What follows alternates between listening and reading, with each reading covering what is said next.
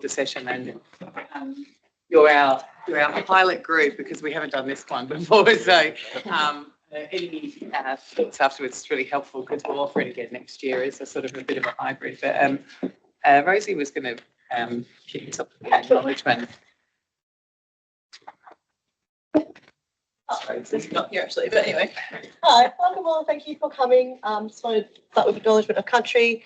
So we're meeting today in the Double Yerrigan on Noongar Bourgeois country, and Double Yerrigan has been a really important meeting place and source of food for 45,000 years. So I want to pay our respects to the elders past and present for continuing on that knowledge and culture. Thanks, Rosie. And I just want to say thank you, as Olivia from WASEC, a really nice group of people here today, got lots of different experience, to have such amazing experience in the room from Keith and Chelsea, who've been working not only in the legal space but in the social impact space for a really, really long time.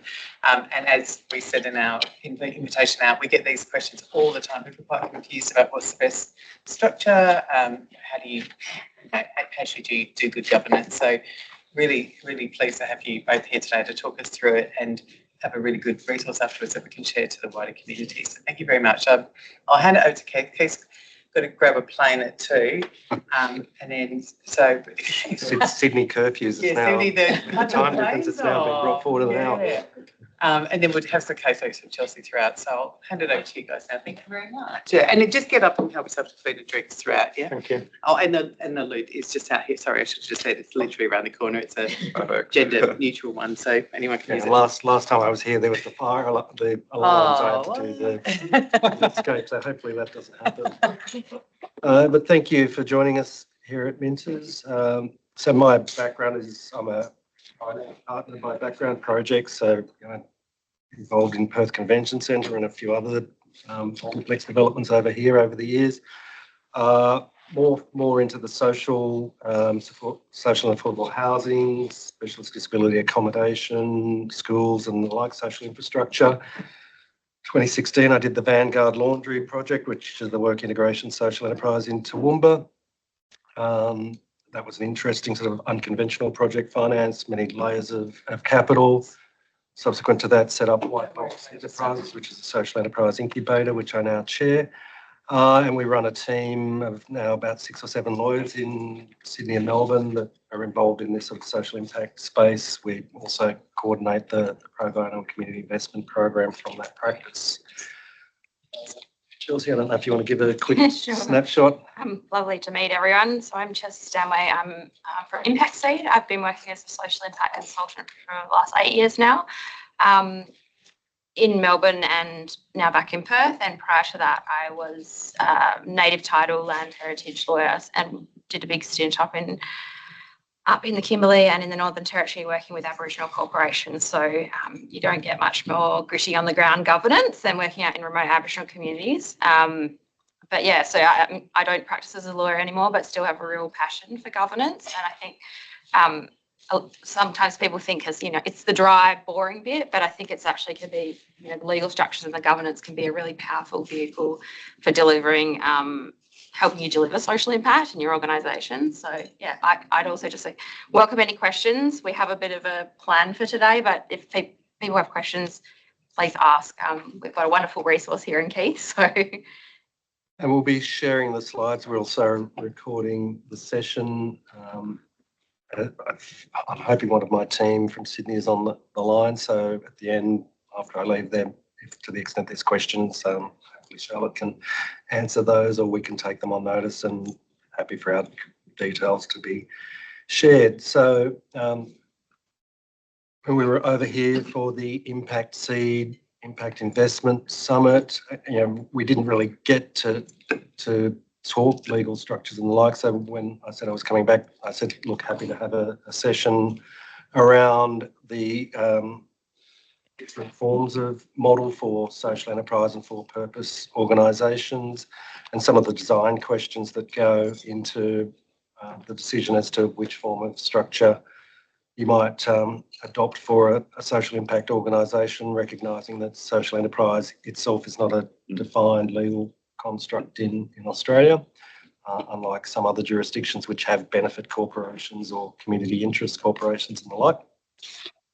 So the fundamental existential question is always around the for-profit, not-for-profit decision.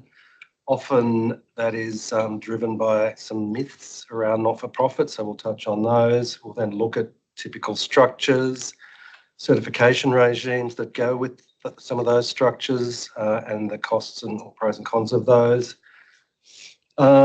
We've forever at the moment being bombarded around the question around hybrids. So people who typically have set up a for-profit now decide, well, oh, crikey, I need grants and donations. I now want a not-for-profit.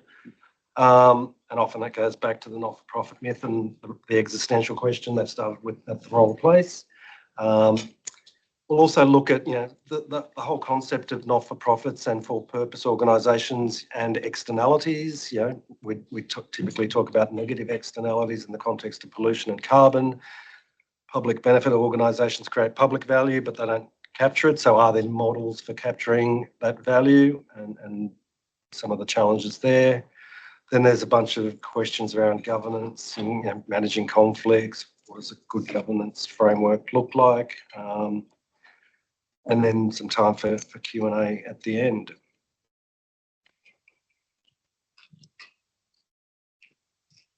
They've put some nice transition in which is always a worry. So the existential question, for-profit versus not-for-profit. So a for-profit entity you can set up in a day. You can buy shelf companies, whereas a not-for-profit, you can set up the entity, a day in theory if you've got all of the paperwork and your objects for a constitution sorted. And you can set up a single shareholder, single director entity. So easy to set up a for-profit entity. If you want to make it a social enterprise, you can tweak things and what have you. Not-for-profit, slightly clunkier process. And often 99% of entities are for-profit. You go to your accountant, you'll have a proprietary limited before you walk out the door, probably with a family trust thrown in for good measure. And so the knowledge around not-for-profits is, I suppose, less prevalent, but that is the fundamental question. And I always think that there's a range of sort of design questions that go to that decision-making process. Typically, you would look at the business that you are in and the nature of that business. I've sort of got that in the key considerations. And so typically, if I'm structuring a social enterprise, that means it's got a primary social and or environmental purpose. So already a significant chunk of your business and the juice, as I call it, is going to delivering on that social and environmental business. And so if you're running a work integration social enterprise, you're providing employment opportunities for vulnerable cohorts that have not been in the labour market. So there's the flexibility that they need in terms of employment. There's the mentoring, the coaching. So there's all of that wraparound support that goes to that. You're not going to go from zero employment to 40 hours and be a fully functioning employee in any short period of time. So there's all of that juice that needs to be expended in delivering on that. So there's not much juice left. If you think also that often those organisations are the easiest place to start is in low barrier to entry, low capital, low margin. So there's not much juice to start with, and then once you've provided all of that flexibility and wraparound, there's not much juice to go to equity. And again, we'll talk about the sort of equity environment, but there's not many impact investors that are truly impact first. If you're talking investors, they're often wanting a financial return. So the business model doesn't justify equity, and so you're in not-for-profit land because no tax, bunch of tax concessions, no distributions to members. So it's a capital efficient structure, and so typically you would be starting in that area. We've done a number of hybrid arrangements where people have started with a for-profit in that area and then gone, shit, the business isn't sustainable. I can't really get equity because I can't generate the returns to warrant distributions. Impact investors, yeah, I might get some concessional capital, but again, it's a real struggle. They then go, we need a not-for-profit, and all of a sudden we've got a hybrid model, and then it gives rise to a bunch of issues which we'll discuss later, whereas they probably should have started with a not-for-profit. So if you, can you get access to government funding if you're not NFP? It depends on the grant program. I mean, there's R&D concessions, so Yeah. technically if you're in a technology or the industry sectors where Yeah, they're providing that sort of, but typically no. Yeah. I think our experience too with this has been, it's a bit evolving. So there's kind of a perception that 10 years ago, unless you were an NFP, you weren't getting grant funding. Yeah. I think philanthropic funding has moved on. So I think where organisations can demonstrate that they're delivering social outcomes, that's more the question rather than, your structure or your purpose. Okay. So I think, typically for NFP or a charity, there's a whole bunch of, benefits that come with that. But I think we're seeing in the impact sector some movement and I guess sophistication in the funding market that it's more about outcomes and what you're delivering rather than the It's not legal black and structure. white. Yeah, that it's not black and white. Whereas I think 10 years ago, it probably was. Yeah. Okay, thanks. Yeah, and so that choice of structure is going to determine whether you're eligible for grant donation funding, whether you can get deductible gift recipient, the DGR question. And again, the DGR system is somewhat archaic. It does then constrain what you can do and in terms of your mission. So there's typically the most of work integration context, you're dealing with PBIs, public benevolent institutions. You need to be alleviating poverty or providing relief. So that's one bucket. If you're in environmental, there's what was the Register of Environmental Organisations, which has just been changed. But again, with an environmental focus on nature, there's harm prevention, health promotion, there's research.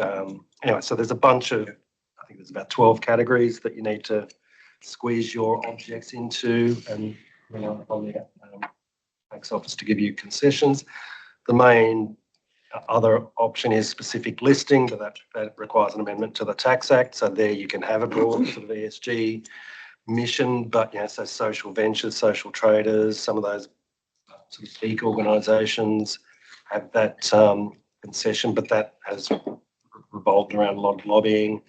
We're doing some stuff with Social Enterprise Australia as the national peak to see whether we can get it specifically listed. There was a battle between the various state and territory peaks to who could get there first, and we said just let your national peak have a crack because you've got to have some uniqueness to it. So there's some work happening there.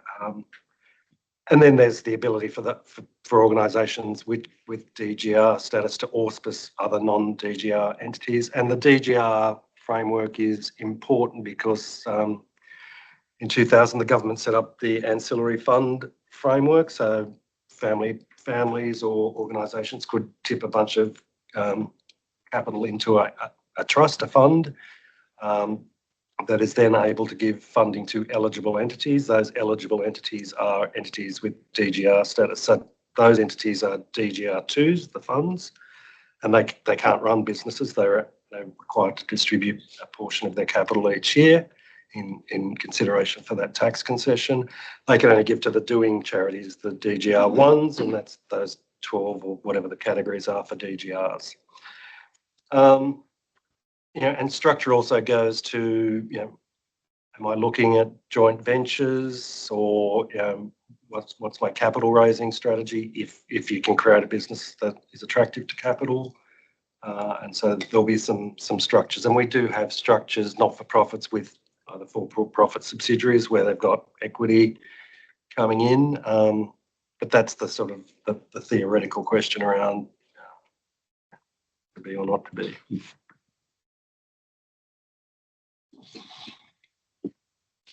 And that's the social traders spectrum, mainstream for-profit, PTY limited or public limited listed, companies limited by shares, so they can issue share capital. Your B Corp is probably coming towards the left, the social ethical business or for-profit social enterprise. And we'll talk about how you hardwire purpose and the like into a for-profit context. Your not-for-profit social enterprise coming to the left, your conventional not-for-profit that might run an op shop or does some sort of trading activity, but not predominantly trading. And then all of the 60,000 charities that sit on that left-hand side. And then there's, I think, roughly 600,000 not-for-profits, which include, clubs and political and sporting bodies and like. So 600,000, 60,000. I'm not sure how many certified social enterprises. They say there's about 12,000, according to the Social Enterprise Australia research. Joe Barrackett and the Faces research had about 20,000 when they did that research some while ago. And I can't remember how many, there's about 6,000 or more B Corps globally and around 700 in Australia.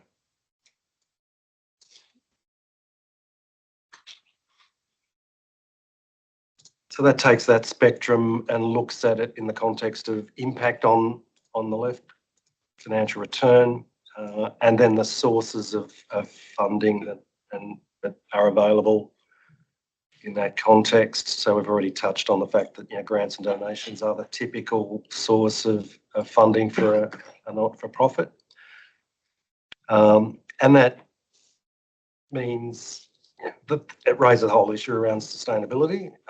If you're dependent upon grants and donations, and particularly from government, your ability to critique government and challenge programs and the like is somewhat constrained. As you develop business models that help you with sustainability in the context of creating a trading environment that generates revenues, you can hopefully get some more sustainable funding sources, whether you can justify debt in that context, low interest or concessional capital will go to business model.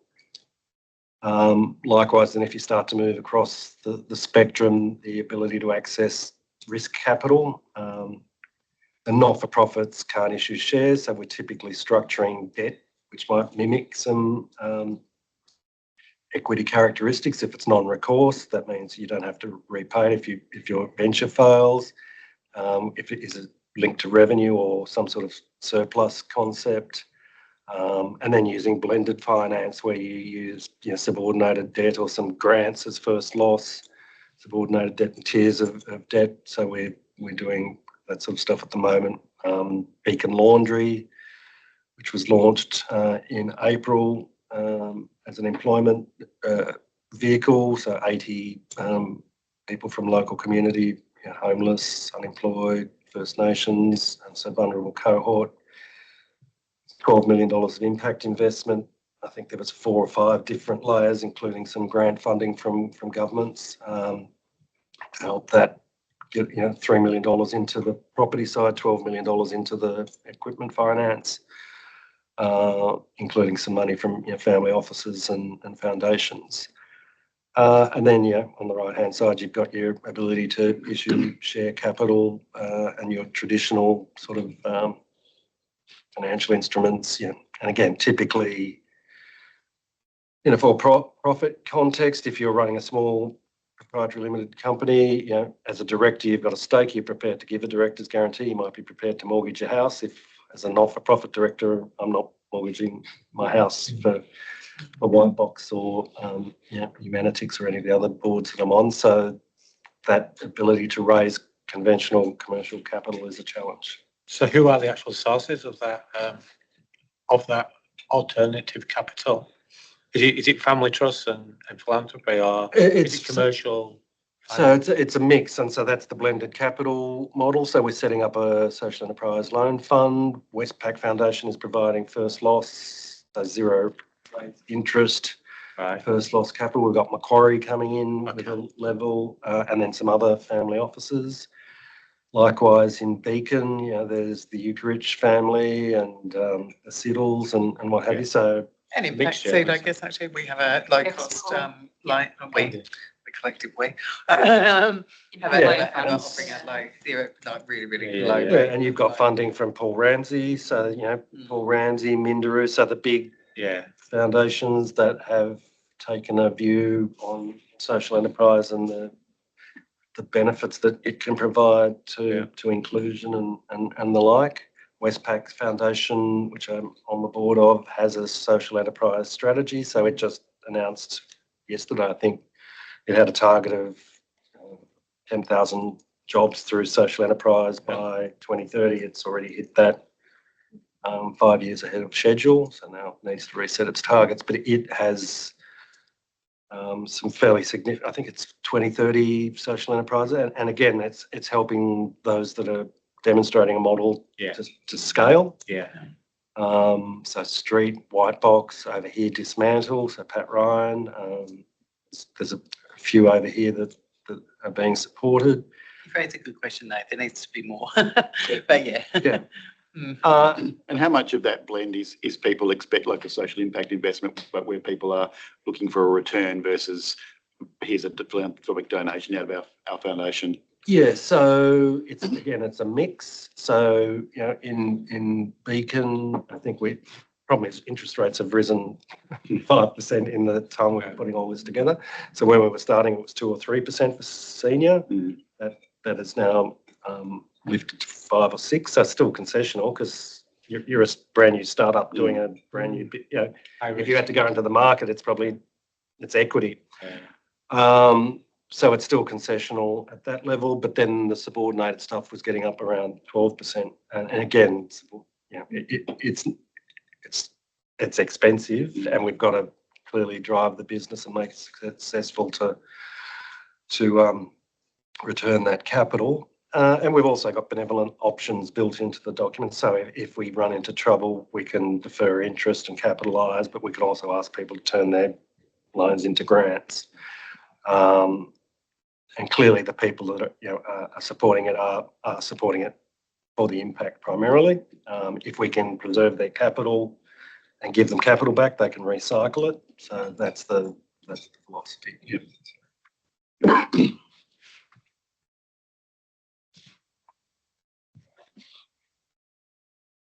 I think we've touched on some of these. Area of operation. State-based incorporated associations are typically state-based. Membership design. We do a bunch of stuff with CATSIs, so Indigenous corporations, and again, often they're driven by public policy requirements that the government wants you to deal with a CATSI. CATSI, the act is not great.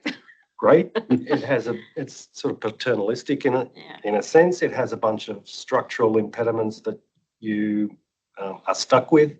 You can't have wholly owned group structures so you can't set up corporate groups and manage risk in the same way that you can with companies limited by guarantee. They do have certain benefits in the sense that they're low cost and they've got Oregon regulatory support and the like. We'll touch on certifications and the like, and we'll also touch on some governance models and how tailored you get with governance structures and whether you deal with stuff in constitutions or charters and flexibility, and likewise, hardwiring stuff into a constitution is sort of great, but it also sort of limits flexibility and means you've got to do members' resolutions and the like to change stuff. So how do you get the balance right? Sorry. Can I just ask one question on that last slide, just before the governance model there? Can you touch on, I don't want to sidetrack things much, but you talk about bespoke governance models. What do you mean by that? Is there a couple of examples you could?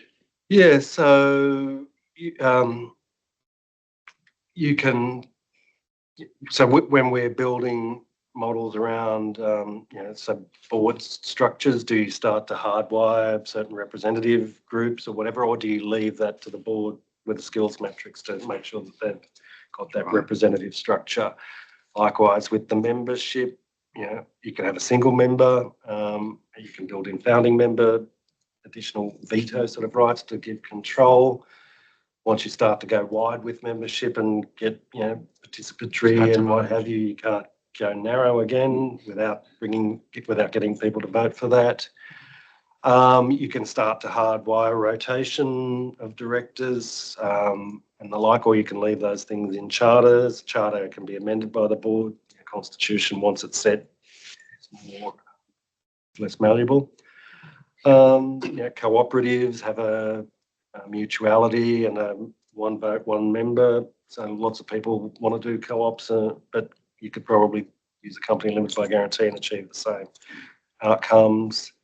So there's, it's a bunch of sort of trade-offs.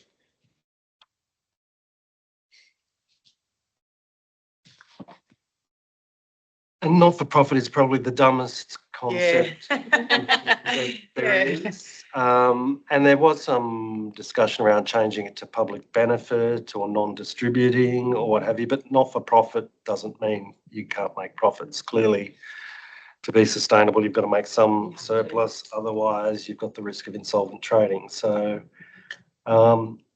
not-for-profits just means you can't distribute to members. And again, even there's exceptions to that. If it's consistent with purpose and the member is a not-for-profit, then it works. But it's also non-distributing, and that they're mission locked. You need to use all of the assets for purpose. So profitability is key in terms of long-term sustainability. And not-for-profit directors are subject to the same insolvent trading regime as for-profit directors, although the ACNC Act softens it a bit, recognising that probably 90% of people in the not-for-profit sectors are volunteers, so slightly same standards but slightly less rigorously applied, although clearly if you're engaged in insolvent trading or fraudulent stuff, you can cop civil and criminal penalties, be struck off and potentially have personal liability. And do you think, Keith, some of what I've seen is that this not only this perception that not-for-profits can't make a profit, but that therefore it's like the law's a bit more lax or it's a bit easier or you don't need the same governance and due diligence because it's a not-for-profit, when in fact that's probably not true either. Yeah, that's another myth. The same governance principles apply. They do, like I said, have slightly more relaxed enforcement, but conceptually, you're a fiduciary and have fiduciary duties to act in the best interests and to exercise due skill and care. And to avoid insolvent trading. So same principles apply. And given that you're operating in a resource-constrained environment, and you might have a ropey business, there is that requirement to act more vigilantly, and focus on cash flows and solvency.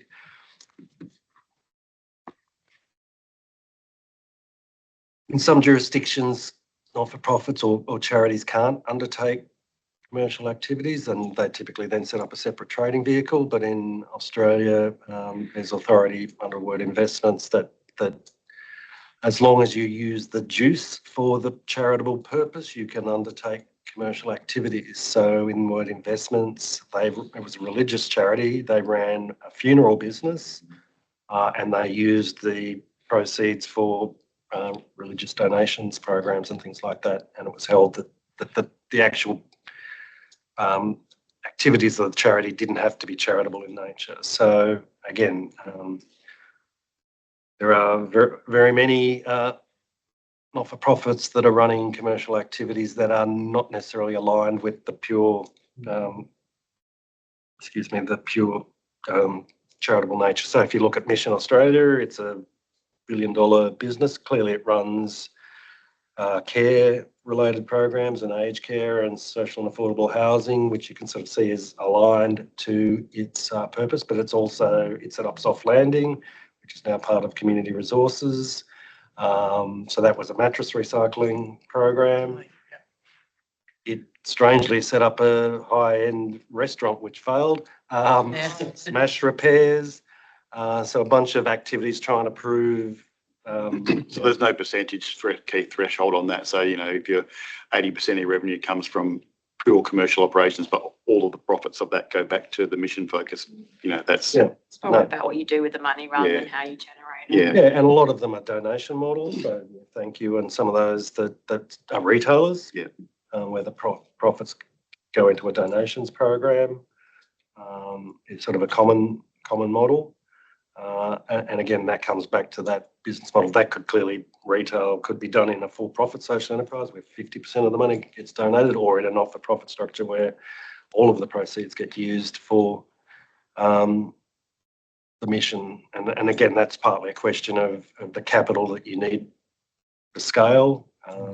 And then that's where you have it, sorry to ask a stupid question, but that's where, so the donation bit would come into the charity bit of your business. You would have with a hybrid, yeah. Hybrid structure. So Too Good Co has the charity that provides the work integration for women experiencing family violence and the like. So it runs a catering sort of business, social enterprise. Some of that product is sold through a retail arm, but it also has other retail products, and it's a social enterprise itself that donates back to the not-for-profit. So that's an example of a hybrid. In theory, it could all be done within one, but he had his for-profit first and then later. Street has a for-profit arm, partly because they wanted to buy a property and they wanted some co-investment, so that was set up in a for-profit structure.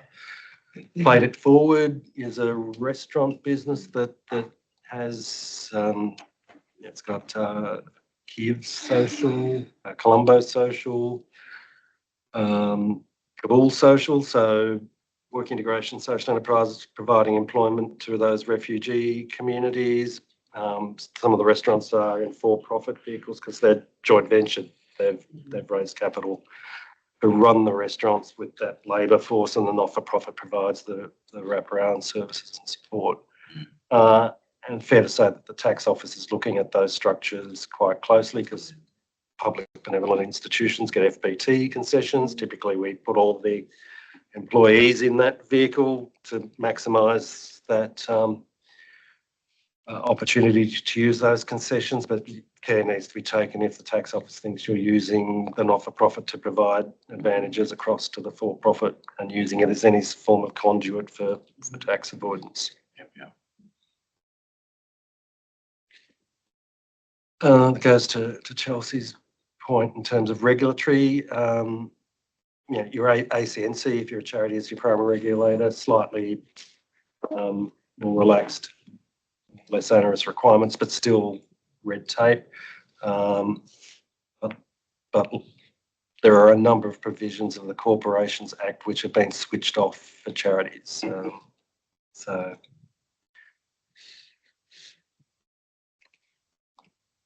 And again, whilst 50% of charities have no employees, 50% of charities are unsustainable.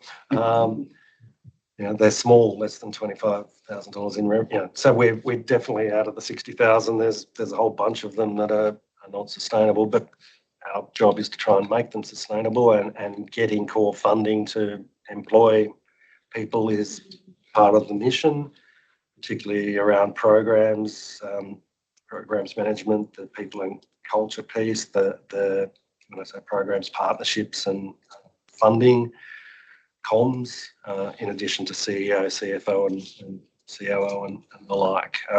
But getting that funding is a challenge because typically philanthropists and what have you want to fund particular programs. They want to see the particular impact. They don't care about how you actually deliver it or the core costs that you need from an organisational perspective. Some are better than others, and there was the Pay What It Takes campaign that was about funding, recognising that if you give a grant, there's 30 or 40% of that is needed for admin, and that you need to fund that as well. But some large social enterprises pay significant wages to retain and the talent that they need. Social entrepreneurs are interesting, unique people. They're obviously motivated by mission, but they need to be sustainable and supported and what have you, and need to be able to live in our cities and buy houses and support their kids and what have you. So they need decent wages and support.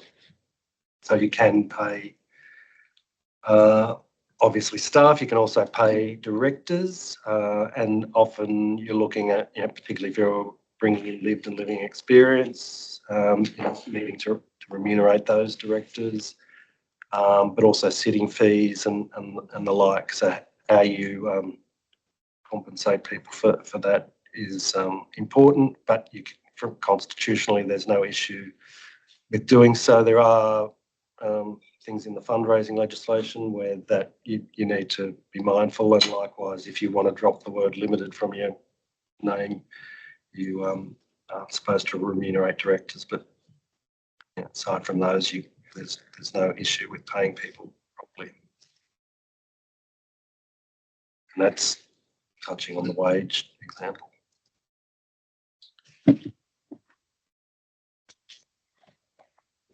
So, you know, in terms of legal structures, as we said, there's no recognised legal structure for social enterprise or benefit corporations.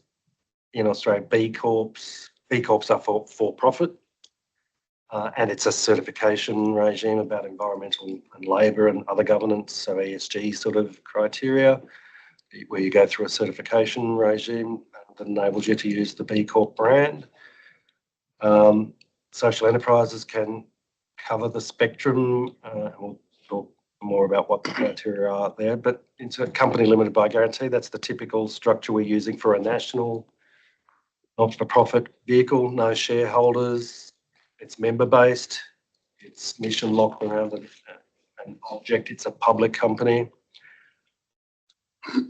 Proprietary limited, as I said, you can set one of those up in a minute, or you can buy one off the shelf. Minimum of one director and shareholder. It can issue shares, and your share entitles you to a share of profits and a share of capital. And that's your typical vehicle. There's probably 2 million of them in Australia.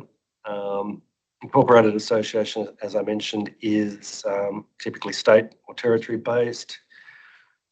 Typically for local organisations, you know, your childcare centre or something local might have one of those. We have been doing a lot of transition of incorporated associations in New South Wales. If you get too big as an IA, they want you to transition to typically a company limited by guarantee. Got a bunch over here as well. Can I ask about incorporated associations? What can they do in terms of trade? I can do same as anything else. They're not for profits, but there's no restriction on trading. So they not get the tax benefits that not-for-profits do get? They would often register as a charity themselves. Yeah. Okay, all right, good. If they were after those tax concessions. There are also different, you know, so there's stamp duty and land tax and what have you, that often they don't track. It's not, again, another dysfunction. You would think if you're an ACNC registered charity, you should get DGR and you should get all of the bloody tax concessions instead of having to go and friggin' apply for them. It's like the fundraising laws across the country are all different. So you've got to go and register in all of these. So in terms of red tape there are a whole bunch of things that they could do to streamline. You know, 30,000 of the 60,000 charities have got DGR.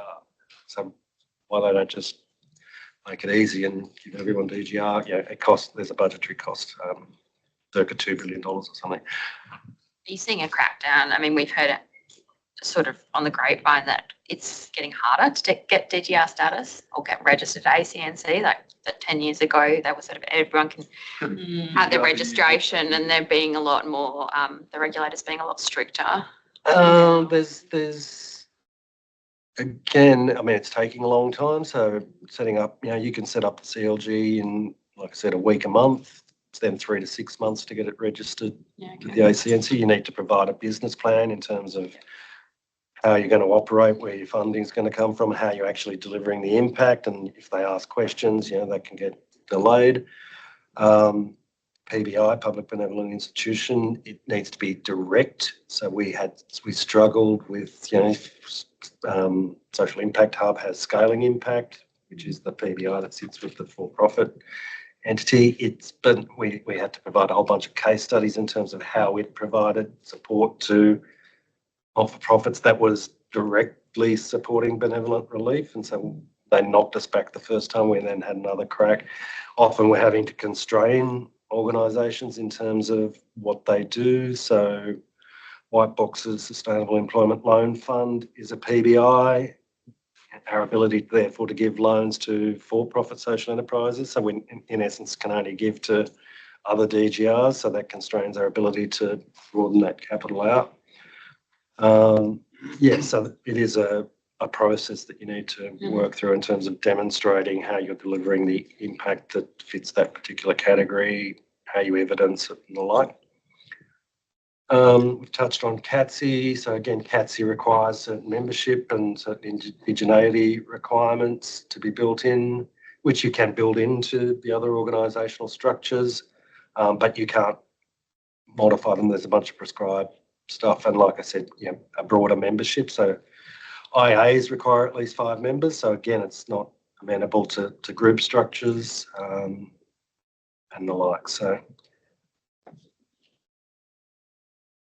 co-ops, and again, you think about co-ops. We had AMP and NRMA and what have you. We went through a whole demutualisation process and then distributed the surplus capital to our shareholders.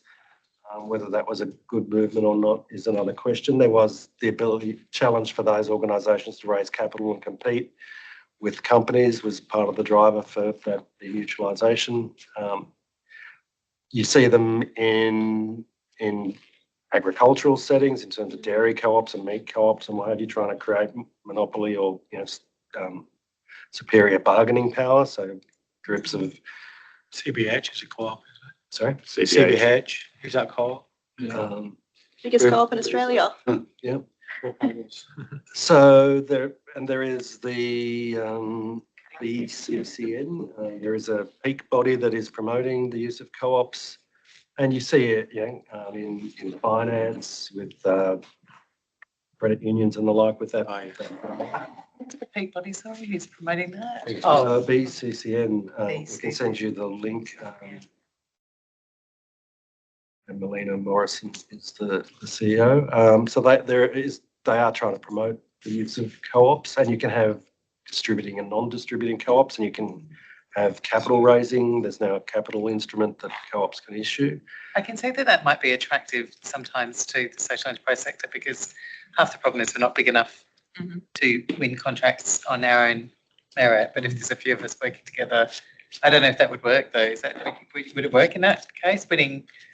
Potentially, although, where a number of members come together, it has its own challenges. I mean, and we'll talk about intermediaries and aggregators. That's possibly a different thing. And White Box, for instance, with its payment by outcomes trial is the intermediary between government and 17 social enterprises, and governments often like that one point of accountability when they're for sure. doing those sorts of programs. We have seen charitable trusts. Trusts are typically used in a tax environment, because they have that flow through, the tax is paid at beneficiary level. So that if you look at, my guess is this building will be owned in a real estate investment trust with multiple unit holders and the like. They're used because of that tax flow through. So when you're in a non-tax environment with charities, you go, why am I using a trust? We do use them in a securitisation style concept. So the loan fund I'm talking about with White Box is a trustee of a Sustainable Employment Loan Fund, because that gives you an ability to provide limited recourse. You can say, we're entering into this stuff as trustee of a trust. Your recourse is limited to the assets of the trust, and so you get that ring fencing benefit. We talked about hybrids. I think we've got some stuff later on, but my question there is always, unless you've started in the wrong place with a for-profit, and then you're going, I now want a not-for-profit, how does 2 + 2 = 5? So how you demonstrate to me that having these two entities means you can actually deliver more impact. and you show me how your business model is enhanced by having the two, and that partly often goes to, like in the employment model, I'm not sure that it makes sense. If you've got a for-profit that can scale, or needs capital, or has a tech platform or something, you can start to say, okay, well, I can understand the logic of these two vehicles together, and I can understand how you can create more impact by having these two vehicles. We won't spend too much time. As I said, the slides are going to be available, but proprietary limited company or a public company limited by shares can issue share capital, risk capital. So clearly risk capital ranks behind debt. And so in that waterfall, if there's insufficient money to pay creditors, the equity gets wiped out, but they're entitled to a share of profits on the way through and a share of any surplus in a winding up.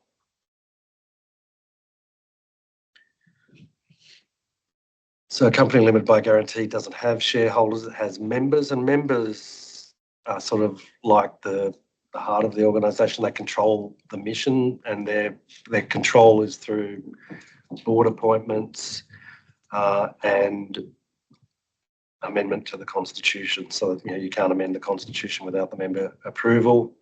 It's probably the most common not-for-profit structure, aside from those local incorporated associations. But most of the major charitable organisations will have a structure like this. Some of the religious... WASEC is, isn't it? Yeah. Some of the religious organisations have trusts that have been set up, often under state legislation, often set up to protect assets, including from people claiming abuse from those organisations. So that has been an interesting dynamic of those sorts of structures, how people pierce those or get claims against the property that's all sitting in and then they've got a company limited by guarantee that doesn't have the benefit of all of those assets, but has been running programs where those liabilities have accrued. So again, these organisations, and we do a lot of stuff. So WASEC would have been an initiative before it became an entity. The Western Australian Alliance to End Homelessness is a movement, it's not an entity. Australian Sustainable Finance Initiative, there was a whole bunch of stuff that we do with clients that aren't sure that they want an entity. And so they're done under contractual, unincorporated structures, auspiced by someone. When you then want to form a legal entity, to have an entity, a person that has perpetual succession and limited liability, that's when you often come into this sort of structure. So we've been working with, I can't remember, I presume we have set up WASEC. Yeah, we have now. Only just became incorporated in July. Yeah. So we set up SECNA in New South Wales, ACT, CENTAS, SASEC. Oh yeah, they've all got the funny accents. QSEC was already set up, Social Enterprise Australia as the sort of peak. So we've been involved in all that sort of work to try and, I suppose, give voice to the sector and lobbying and hopefully getting people to play nicely now that they've got entities. But anyway, that itself is a challenge.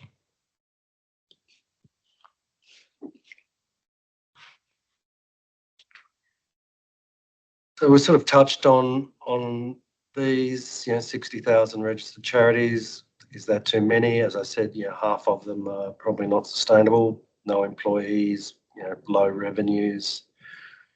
So we're doing quite a bit of merger and acquisition work, and currently restructuring and insolvency work, particularly a reflection of where the economy is and the sustainability of business models. And there's a reflection that often these are driven by founders, and once the founder has run out of energy, or lo and behold, if they've actually achieved their mission, that would be great. So organisations that have said we can't do this anymore, or ones who have said we'd like to transition into a more social enterprise trading model, they recognise they can't do it. So White Box is in the process of taking over an organisation in Victoria, which will give us another footprint to expand some business there. we had, education-based ones that sort of put themselves up for auction after they said we've hit the end of the road. We took over. Easier is a so based here in the hearing impairment space, for-profit business struggling in Eastern Seaboard. We took over a bunch of its branch offices and leases over there.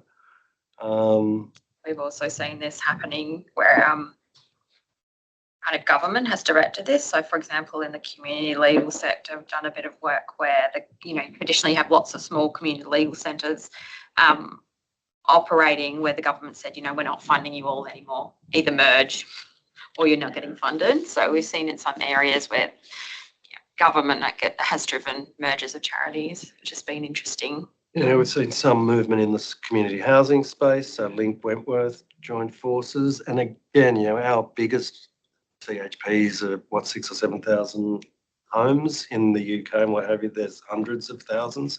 So, and we keep having these sort of local subscale organisations. So there is some room for further consolidation in the sector. So the government is actually driving scale with In some providers. areas. Is that what they want? Yeah, well, we've seen it in the community legal sector where they basically come out and said they won't continue to fund small community legal centres anymore. It's a tricky one, I think, from a strategy and delivering impact perspective, because so much of what we do is place-based, in the impact sector. So, there are, and that's just not really a legal question, but, there are benefits from merging and kind of sharing resources and having bigger strategies and bigger impact, but you don't want to lose the place-based aspect. And so I think, a lot of the small charities are doing really good. The other thing that's coming up a little bit around, and I don't know what you call this model, but is 3 or 4 organisations who are place-based, don't want to lose their name, their legacy brand in the community, those sorts of things, but want shared services type thing. Yep. So they're coming together and sharing the kind of that, but to the front, to the community, they don't know there's any difference. Yeah, that sounds fantastic. So Ability First is an umbrella organisation that supports 15 disability support charities, and so those underlying organisations have about $3 billion in revenue. It provides data analytics and support. It was looking to roll up as part of the NDIS the properties that were sitting in that into a structure, a community housing provider. So it provides that sort of backbone support. We've been talking to it and Microsoft around how you use tech and AI to help drive efficiency through that sort of organisation. $3 billion, but they're still losing money. So can you use tech and AI and data analytics to drive a more sustainable organisation? We just merged, so the Constellation project around ending homelessness, largely Eastern Seaboard based. We merged into the Australian Alliance to End Homelessness. That's partly why I'm in Perth this week. Again, trying to create national sort of scale rather than duplicating networks, finding complementary. So what structure would you recommend for that sort of bureau service or a shared service that gives services to 100 different charities? Yeah, also typically if it's in the disability or those sorts of space, it's a public benevolent institution. So Ability First is a public benevolent institution itself. It's charitable. It can get its own donations and what have you. Yeah, just as a company limited by guarantee. It charges fees to the underlying member organisations for the services that it provides. And they're part of the NDIS peak movement and well connected into regulators and trying to drive more efficiency in that system. Already touched on the DGR discussion, so I won't take that. So social traders mission, and again that's the objects or purpose of what it's the public value that you're creating. You need to trade, so significant portion of your revenue comes from trade, and you have that social primacy, and you reinvest. So they typically had, you need to reinvest 51% of profits. We sort of said, well, that doesn't make sense in a donation model where the donation itself is a deduction from profits. So you get sort of caught in a definitional loop. So we sort of then said, well, really what you're trying to, over a distribution period, so if you need to look at the public value that your organisation has created, whether that's wages to vulnerable people, the cost of wraparound supports, outweighs any private benefit that you're seeking to extract. That really only becomes relevant for profit entities, because clearly a not-for-profit, Everything goes back. everything's going back. Yeah. And so the challenge is always there is the for-profit sector, and often, and again, I'm on the expert advisory group, social washing risk. I set up a social enterprise as part of my corporate group. I get that branded, but I then try and cloak that around my whole corporate group. I'm also competing against the not-for-profit sector there, so there's that comparative sort of, or competitive neutrality. Do I get an advantage over, and often I think in the UK they're saying not-for-profits have an advantage over the for-profit sector because of the tax concessions and the like. So anyway, there's some challenges there to manage. So the question for for-profits is around that reinvestment. The question for not-for-profits is the trading revenue, because they tick the other boxes. Social traders definition is consistent with the FACES research. There is also now the People Planet first model that is being promoted by some of the social enterprise organisations in competition with the social traders model. It is held by the Social Enterprise World Forum and it's very similar to that model. It also looks at the organisational structure and is your organisation aligned with mission. And I have had a couple of examples put to me that I'm not completely sure that they're satisfactory, but there was some suggestion. If you're running a coal mine, that's not organisationally aligned to mission. I'm not sure if you're running a rare minerals that's sort of in line with green, is that? Anyway, so there's some challenges. Challenges with that. But so there is that new verification. It has a 5-tier question system, very much sort of similar to social traders, but with some nuance. Sounds a bit more like B Corp. Yeah, it's yes.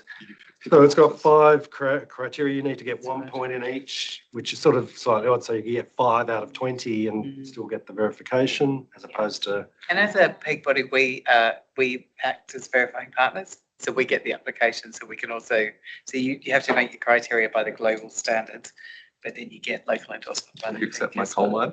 I'm so glad we get to say no. You are right. No, me and Rosie were doing our first lot of verifications the other day. We were like, oh, what? You only have to get 1 point in each one. It's pretty bar's pretty low. University get 5 out of 20 and pass. That'd be great. They do reassess every year and make sure that there has to be evidence. And it's an emerging. Do you guys verify both social traders and? No, just People Planet first. Social traders is internal. Gotcha. Yeah, and the question is, what will be used for social access to social procurement? Government. Yeah. So And I'm sure the government will demand its own very unique model for that as well. So we'll have to transition again down the track anyway. And the issue is that it was using Supply Nation for Indigenous, it was using social traders for it. If it now muddies the water there. Yeah. So that's a challenge, and we're trying to get the sector to come together with some rules of engagement around what is used when. Social traders was double badging. It's now no longer doing that. And underpinning all this was, as you said before, to try and differentiate between the ones going, here's a little bit of ESG, or is the ones who are genuinely doing the right thing for the off. Yeah. The issue is once the integrity of the brand is critical, social primacy is critical. Once you start to get some social washing in, you've potentially damaged the model. But so typically they talk about 3 models: the donation model, so you generate a bunch of revenue and you donate to charitable causes. The direct benefits are those work integration social enterprises, or some sort of environmental circular economy style model.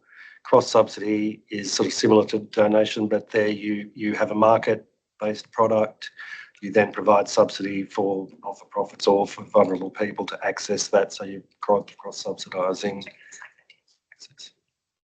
Is that's your tech? Yeah, somewhat, yeah. So you'll run a commercial model and then you'll provide subsidised. Yep.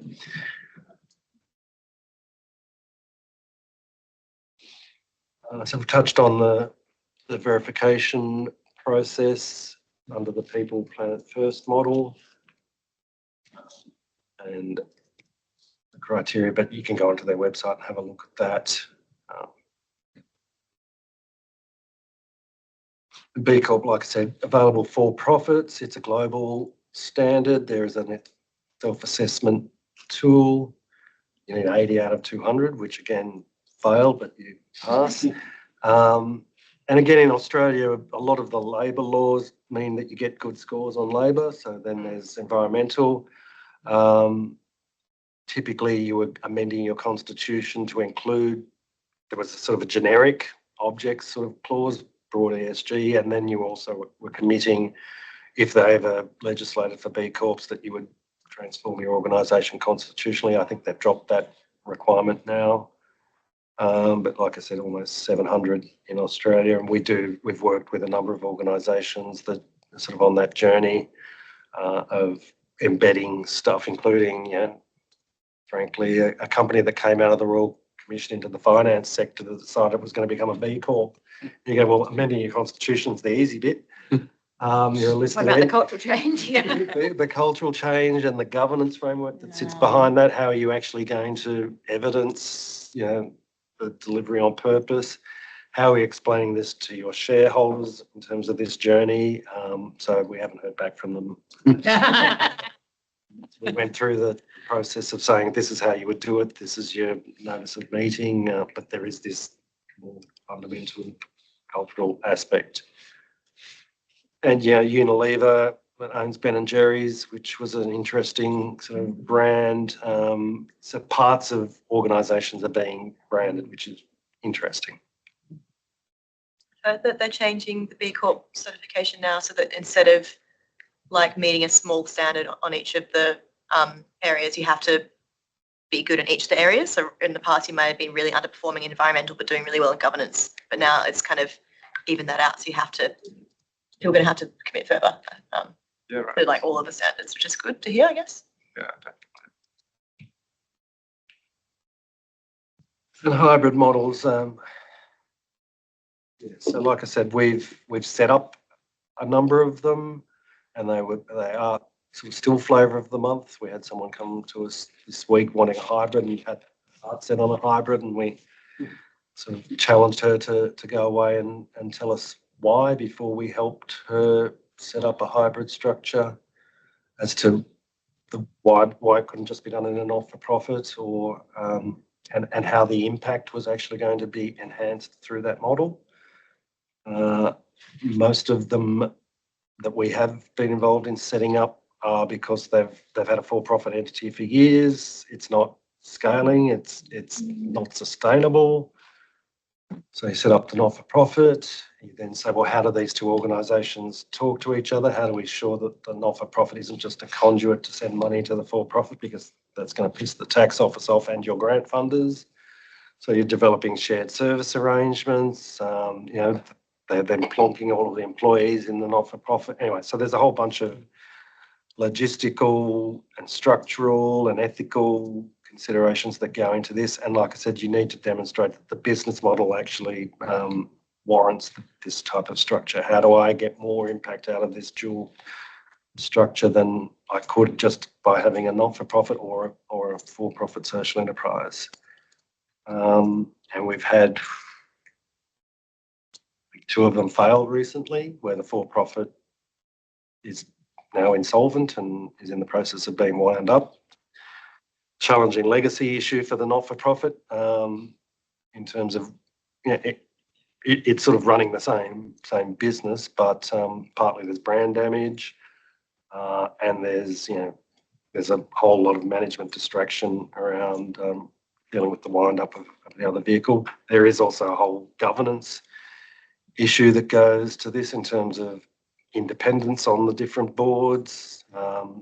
Often the founder is somewhere in here. So how do you control the founder? How do you deal with founder succession? How do you ensure that the accountability of the founder, notwithstanding that the founder is often the driving force behind these things. So there's a whole bunch of challenges that are multiplied by having 2 entities. ask on this. Is this where social enterprise came from, though? That would it be 20 years ago that this would be more common, that having the two side by side was sort of, is this Whether you historical? call the whole thing social enterprise as sort of a group, because I mean, 3/4 of the social enterprises on social traders list are not-for-profits. I think partly it comes from the misconception that not-for-profits can't trade and can't be, so they are social enterprises if they are trading.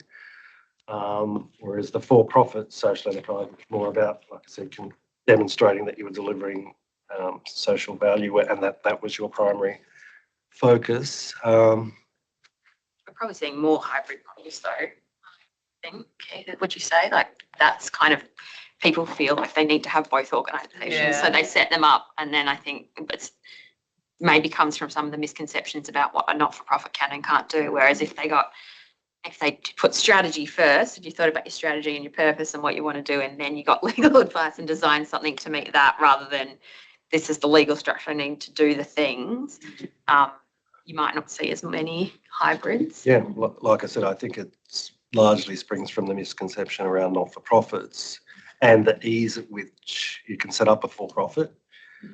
Would you mostly convince people, like you talked about that Yeah, example, I'm going to, would you mostly convince people that they don't need that hybrid model, or are there legitimate reasons why it actually works really well under these very specific circumstances? Yeah, well, and that's the challenge. So there are some that work, whether they could work just as effectively in just a not-for-profit structure, which is much simpler and easier to govern than having the two that are doing stuff. So we were previously, before the crunch of a whole bunch of them, well, I was having the philosophical discussion of why, but we were typically, you know, in our practice, we're setting up not-for-profit. So when someone comes to us to set up a not-for-profit, we go, okay. But if you're doing it in the context where you've already got an entity, well, what's the story? So we're having that discussion because typically, if you're setting up a not-for-profit and you've already got a for-profit related party, you need to deal with that in your ACNC application, and you need to have a good story about the governance, and you need to have a good story about the shared services and the why. So we're having that discussion. Like I said, it's just, you know, in the last X months, we've had 3 or 4 of them that are in difficulty, 2 of them where the for-profit is insolvent and is now going through formal insolvency processes. It sounds like it might be a way to that people may think if they've got a failing business, it's somehow going to help them not fail. It's a way out. Yeah, it sounds like that, doesn't it? Well, and you know, in hindsight, you know, one of these, you know, they got a significant pile of grant money, moved all of the employees across, got the PBI benefits, had a business plan to generate revenue, which they hadn't really done in the for-profit for many years. It didn't work in the not-for-profit, with all the best will in the world. And the issue was it built up a significant debt. The not-for-profit was providing services which it wasn't getting paid for because it was seconding labour across. Just gets very, very messy. I and was They were just just taking gonna costs out say- of the For-profit. for-profit. They were supposed to be paying the cost. It just Yeah, but it's it what just paid it, billed. yeah. They didn't pay it, and so all of a sudden the not-for-profit goes, "Shit, I'm insolvent if this entity's not going to pay these services." So a challenge, but you know, it's The thing. like I mentioned before, a number of examples, and Adara is a good one. So Adara, 25 years of development programs in Nepal and Uganda. So Odette Excel founded that organisation, former lawyer, former banker. She ran some stuff in Bermuda. She's on the board of Westpac. So she's a force of nature. So neonatal clinics in Uganda using some interesting CPAP technology that they've invented that's low cost. In Nepal, it's schools, particularly for girls to avoid trafficking. So she's been doing that for 25 years. How many years ago did she set up Adara Partners? 10, 15 years ago. And we helped her. So it's a boutique investment bank employing 20 of Australia's leading investment bankers, lawyers. that do mandates within Adara Partners where the fees get donated to the not-for-profit. Yeah. So a scalable Yeah. business, utilising that capability, working on major corporate mandates, fees go across, just essentially means that the for-purpose organisation, they fund all of the organisational cost, all of the donations therefore get used, applied condition. So that's a good example of a hybrid that makes sense. So that corporate business is sort of a social enterprise in the sense of a donation model, and then you've got the international aid business.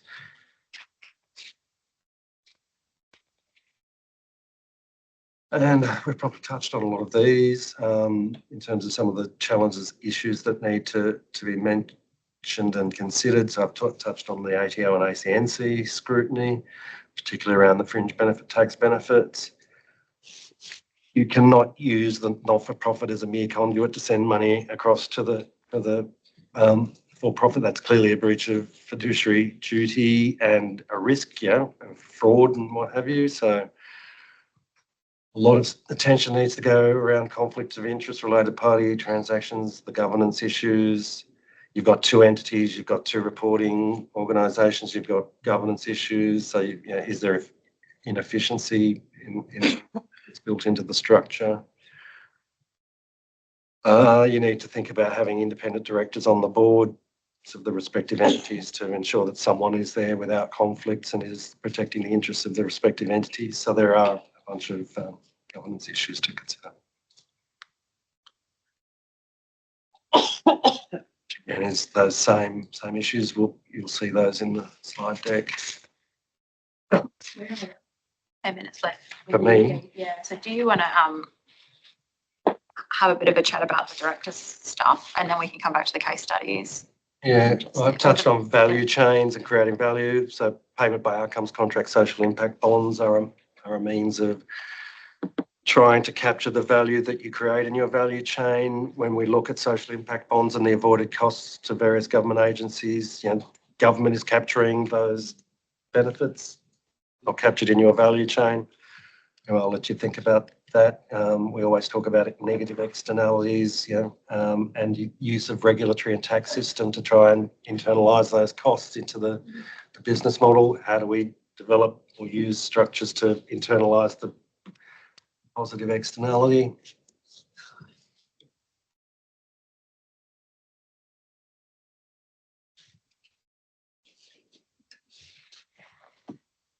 So governance. Governance is sort of a balancing of forward-looking and compliance. And so these are useful frameworks in terms of what needs to be on your radar as a director of an organisation. So clearly, your capital, so the financial capital, your human capital, the property, the use of natural capital. What does your risk framework look like? What is your risk appetite? So there's a whole bunch of stuff in terms of risk management, a bunch of compliance and reporting stuff, tax if you're in a for-profit environment. And then there's the organisational structure and the governance and how you deliver on your strategy, the division between management and board if you have them, separation, because often we're dealing with very flat structures.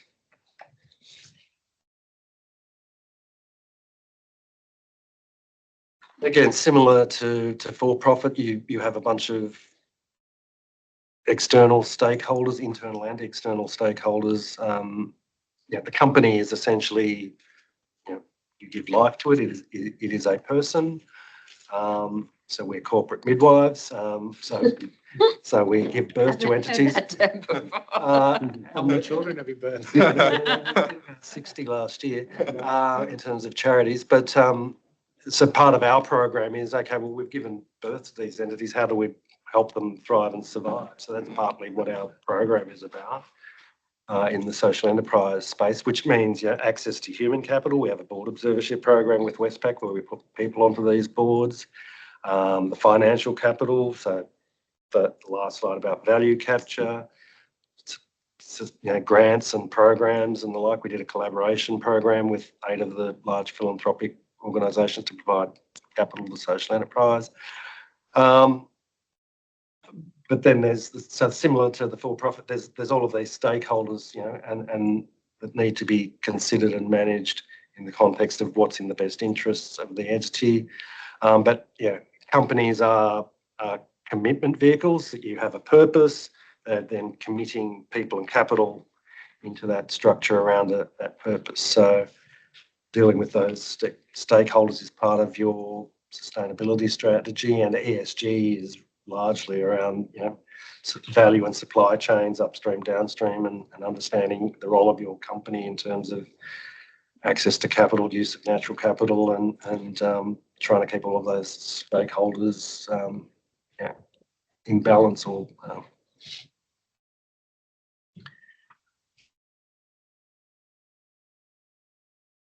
And again, this sort of slightly ideal.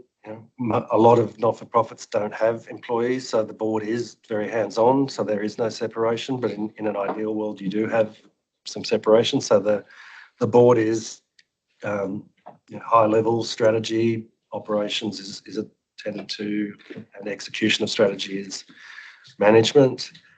So it's sort of, what do they say, noses in, hands out, or something like that. I'll let you case studies when you come back. Maybe I go to, that's the trigger framework. Again, looks at the external, internal, present versus future, and how a board works with CEO in execution, those things and the like. Again, this comes from the Governance for Good. So there is a good paper from the ACNC which summarises 10 principles and the 6 ethical standards that boards need to. So that's the 10 commandments. That's the AICD summary of directors' duties, and that links into section 180 and 181 of the Corps Act.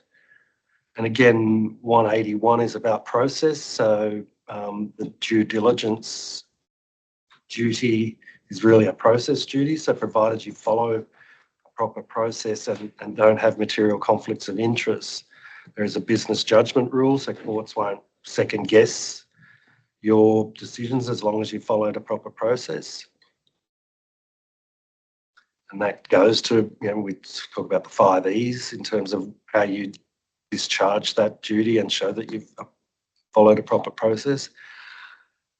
And the whole, I've just done a course on climate risk governance, which is, how does recognising climate risk as a financial material risk for organisations, or some organisations. Not-for-profits aren't subject to mandatory disclosure, but they will be in supply and value chains where their footprints might be relevant, but nature is coming down the track. And so you think about carbon as one element.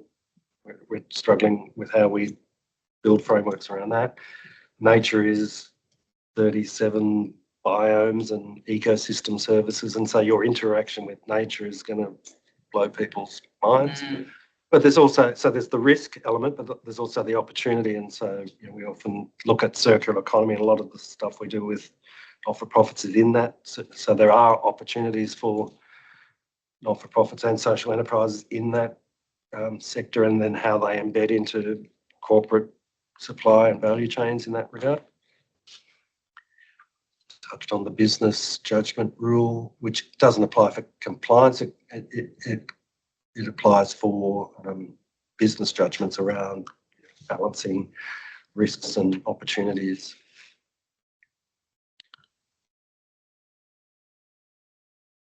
And these are all sort of things that are in the slides. So that's a risk management framework. So maybe I go back to some of the case studies. Does anyone have a burning question for Keith? He's got 5 minutes before he has to go and catch his flight. Then we can come back to the case studies. I've got one. Yeah. I'm not sure you probably be able to answer this anyway, but I've seen it as recently as last night. I was talking to somebody who is a CEO of a kind of group, not-for-profit group structure, and how they've brought some of them they've created themselves, and some of them have merged and brought new organisations in, and they have set up structure that some of the companies are brought into the one ABN underneath the parent company, and others have kept their own ABN as essentially separate companies limited by guarantee. So I'm just wondering, is there a rationale for why you would or wouldn't bring everything into the one ABN and one business versus keeping kind of separate entities and different things? Is there any? Yeah, so I'm not sure if they have separate, under one ABN, or whether you're talking about ACNC groups or what have you, because I would have thought, anyway, I won't go. So White Box, for example, is a corporate group for group reporting, but it also, certain of the entities have impact investment in, so we get separate audited reports for those organisations. So you get a group report for the group, a set of users that want to see the group perspective, and separate reports for those where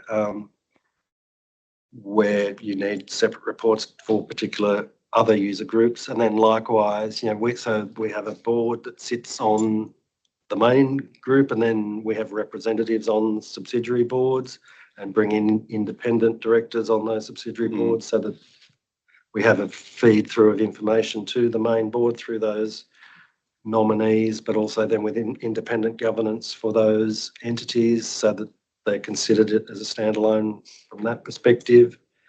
Partly because there are shared services and royalties and things that flow between group entities. I'm not sure if that answers entirely your question. Yeah, I just was interested in why you would or wouldn't do that sort of thing. So in my last company, a law firm that may or may not share these buildings as well, Sit on a couple of floors up. they helped us set up a structure. We had a parent company that had its own ABN and 4 entities underneath that, which each had their own ABNs, were set up as separate. So we had 5 companies limited by guarantee, but the constitutions all spoke to that. And there was one board of directors at the top over all of that. You can have that common directorship, and there is section 187 of the Corps Act, which says, if you've got that in your constitution, a subsidiary can act in the interests of the parent. Although, and again, technically that is still a separate legal entity. Solvency issues would mean that entity needs to think, well, arguably you get a letter of comfort from the parent or something. Yeah, we had to have letters internally for operating at arm's length and a whole range of... or a letter of comfort that says, that the parent will support the subsidiary, so that means you can sort of solvency risk, but it's sort of covered off in that guarantee sense. All of that is part of a design discussion and a bunch of trade-offs in terms of why you would set it up. Common directors across the board. Yeah. The issue is separate legal entities give you risk management, you quarantine liability. If you then wrap it in a corporate group like that with common directors, it's a bit hard for the parent to say, I didn't know what the subsidiary was doing. Directors are all the same. If they're all the same, and whether you've undermined the limited liability nature, if you're going to have to guarantee the entity you have. So you start to dilute some of the benefits of that. So again, that's why it's a trade-off and part of the design framework when you're setting these sort of organisations up. Yeah, thank you. Thank you very much. Pleasure. I'm sorry, I have to do the run. I was planning to stay here overnight, but my plans got changed. I forgot Sydney has a curfew. Sydney has a curfew, and it's been brought forward an hour with daylight savings. So. O to BWA. We're used to it. But you know where I live. You've got We'll circulate the contact pack details. with Keith's details if anyone wants to reach If you want out. to reach out and ask any further questions. But thank you for... Yeah, brilliant. Thanks, Keith. Thanks Yeah, so much. very much. Yeah, really Appreciate it. Does anyone want to replenish? Yeah, then we can eat some food. Chat about governance. The loos are just out there. Thank you. No, I'm just going to get up. Apologies for... Are you an ex-lawyer then? You're a lawyer, legal person. Oh, I know. We just worked with them. Said you were around blue. Yeah. Okay. You know, I was just, on our side. Yeah, So okay. I didn't set it up personally. Which is interesting because I've worked for so many foundations that have been, I think, are in that, So thanks, Kate. Good luck. Safe travels. See you, mate. So I'm trying to figure out. Thanks, mate. Yeah, which is really, and that's some of them are like really really. Yeah, it's just interesting because the company that I've joined now, Yeah. we, Not- prior to me, they bought two commercial businesses, and so we run commercial businesses to help fund the NFP. But they bought them, even though they were pre-existing 15-year businesses with their own ABNs and stuff, they dissolved all of that and brought them in under one ABN. So now we've just got one business, there's all these different divisions. Yeah. Whereas my last business, the law firm,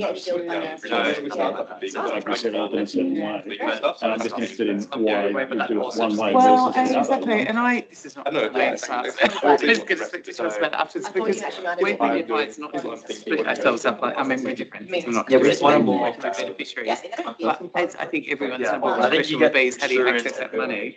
That's really what drives most of us. What legal structure will help us make money or get money or get grants? That's what people do. The guy, the one he gave us, for example, once when he consulted, they would be like, shit, let's do an NFP and get some grants, you know.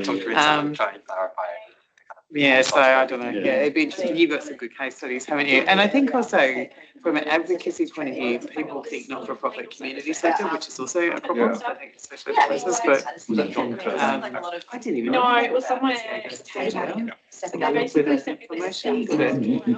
think there's a lot of a lot of general misconceptions about what a not-for-profit is. I mean, just the whole idea. I think traditionally it's been like a not-for-profit doesn't have the same standards. They're just doing some like social stuff, right? So they don't really need to have good governance, and I just get a bit of money and I think there's been an evolution to say actually that doesn't mean anything. That means you should be running a sustainable business with good governance, with all the proper structures. I'm standing on the sides of my son's football field, probably about 3 or 4 years. I must have been pre-COVID. I was everything, pre or post-COVID. Maybe 2019. And I was with a parent of one of the other sons there, and we're talking about how was your week and that kind of stuff. And I was running 5 entities like I've just described, right? And so we're doing budgets for all of them. So it was quite an intense period. And I was just, as you do, shooting the breeze, and I said, I'm just doing it. And his exact words were, don't worry too much, mate, you're a not-for-profit, no one will care that much. Exactly. So that was just the attitude of how easy it was to run a not-for-profit. I think it's also It's really. from what Don't be the absolute shit, because it's really hard running a not-for-profit. Go through a lot of hoops, actually, especially the bigger you get, the more accountable you're getting in our So, funders we now. should- Getting, I mean, I sometimes actually think not-for-profit not for, you know. I think it's also because of that kind of perception, it's meant that people have taken the needs of not-for-profit seriously in terms of like sustainable funding and having, you know, Totally. having, you know, being able to remunerate directors. So like, for example, a lot of the corporations I worked with,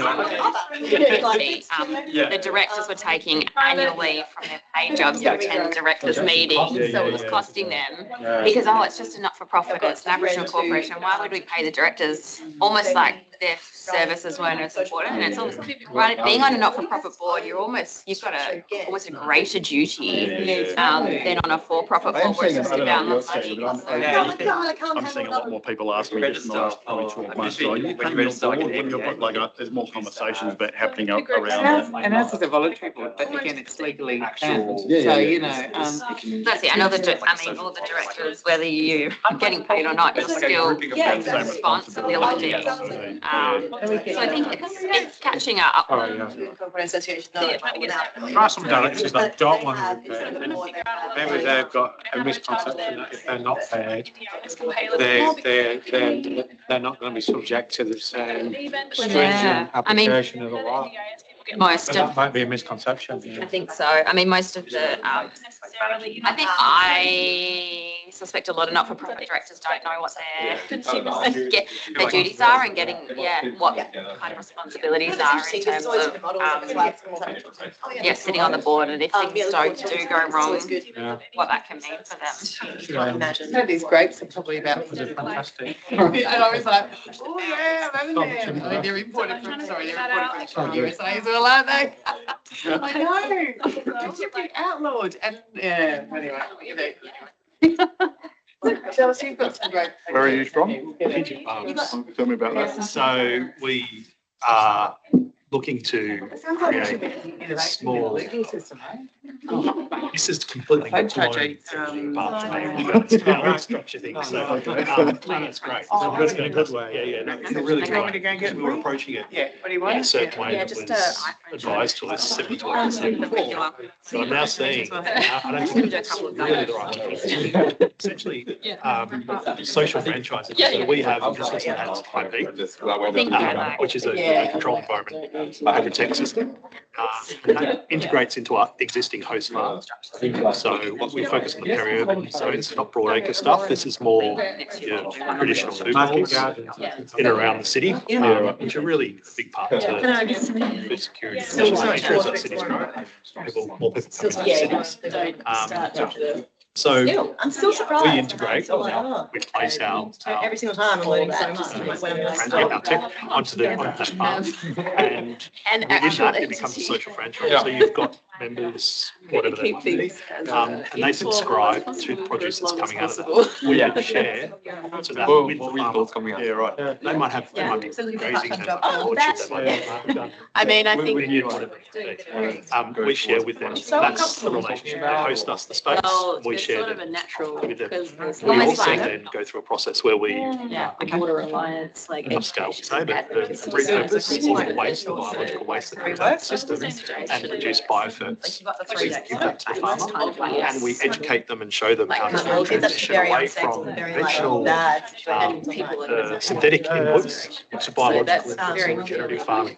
Which then will start, what we're really interested to do there is then look at how we can, in aggregation, set up carbon farming, aggregated carbon farming projects with all of the farms so that they can all live better than that. I know, it's It's going to be a Yeah, I knew getting fresher downstream. Sub-zero. Yeah, the couple of supermarket chains. Yeah. I feel like where I keep saying to with all this stuff is like, can you operate? Look at their value chain. Yeah, so free. That's a problem. Yeah, Like, put it away, kind of all these constitutions. So this gives them an opportunity then that they can offset that and push back. The model sounds fantastic. How long have you been going? So we have an operational, And it's where sort of we're triggered proprietary limited, just before. long term, we might, want to be some kind of infrastructure, but I'm like, I was East Coast. register a separate entity, and until Sitting, that having a point, glass of wine, can we talking just about how we mimic want to get involved. having that sort of structure and do all the governance things, we have the meeting, the members. Really interested in that. Started out that we would set up our own greenhouse and start just extra work. what happened. It's where We all went into and I spent that time doing a lot of crop regenerative Correct. farming. Like, there's Stuff, nothing really stopping thinking you unless you're trying to do. holistic. So for us, with for profit, came out of that. would like to do more. And I said, Until we Yeah, have but to accept donations for us and government. so then we spent a couple of I didn't time. realize that. I moved over. Yeah, I know. And we just And even set this isn't. members for another. I don't have my wallet today. I have And, A, B, C, D. I really focused on building. Even just under the full profit, sure, there's nothing like We've got constitutional now, behind it, but like, I you can do that until the members go, we want Go this to through be the right. process. She's not well. She's already a independent banker. Love the idea of Proposal like, with UWA she don't know what the value of to money use is. one of There's the. no coin. She knows what money is. Cyro. Good game, but they take that one, they will take What we're that. doing. What is your technology you do? That must be a Relationship Yeah, stuff. so- It's so restrictive and it just The doesn't. model is. So you probably need compensation. Not being able to have We're just curious. members at different levels. True, yeah, and that's like one member, one vote, whereas you might have like one member's doing 70% of the work. It's like so many sandwiches and things. Please, like, have some. Yeah. There's always too much, isn't there? What the thing was about, right, but there's still. Rosie just made a comment to me, which is like, I feel like I needed more to that. And I sort of said, like, I think legal structures and governance is the start of a conversation. And it's, so, yeah, I think for me, the really important thing is that people take this stuff seriously and see it as like an important tool in their toolbox for delivering impact. So yeah, please come and chat to us in Backseat, chat to Keith. He's doing some really exciting work in this area, but I think it's it can really stick carrot. It can cause a lot of problems for organisations and be really complicated, or it can be a good lever for using a legal structure and having good governance to deliver impact and make your lives easier as a social enterprise. So I'm just going to run through a couple of case studies. get you all talking on good governance and some of the issues that you get. So with not-for-profit structures, you have a board. I was talking to a couple of people just now. Quite often, not-for-profit directors are volunteers. They're not paid. People end up on boards. Often they're not trained. But they're legally responsible for the organisation. So how do we support directors? How do we set up governance in a way that doesn't get social enterprises in trouble, but also, you know, helps enhance running of the organisation?